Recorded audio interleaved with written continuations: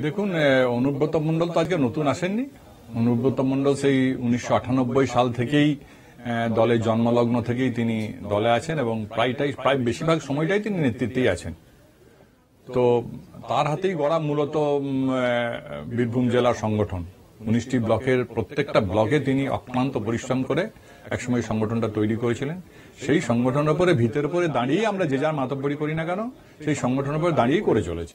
আপনি কি বলছেন যে কাজল শেখের যে মাতব্বরি সেটা অনুব্রত মণ্ডলের গড়া ভিতের উপর দাঁড়িয়ে? সেটা তো উনি নিজেও স্বীকার করেছেন যে উনিও দীর্ঘদিন ধরে লড়াই করেছেন, উনি ওনার জায়গা থেকে দীর্ঘদিন ধরে লড়াই করেছেন, এটা সবাই সর্বজনবিদিত। কিন্তু একজনকে ভালো বলতে কি একজনকে খারাপ বলতে হবে তার তো কোনো মানে নেই। কিন্তু আপনি তো প্রশ্নের উত্তরটাই দিলেন না। যে কাজল শেখ মেনলি বলছে 2024 সালে ইলেকশন শান্তিপূর্ণ হয়েছিল কারণ অনুব্রত বাবু।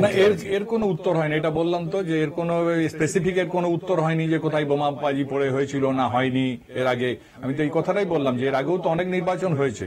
1998 সালে দলটা উনি পরিচালনা করেছেন দীর্ঘদিন ধরে। ওনার অবর্তমানের সময়ে তার বেশ কিছু লোকজন করেছে এবং মমতা বন্দ্যোপাধ্যায় নিজে কোর কমিটি করে দিয়েছিলেন, সেই কোর কমিটি দল পরিচালনা করেছেন। সবারই এতে সক্রিয় অংশগ্রহণ আছে।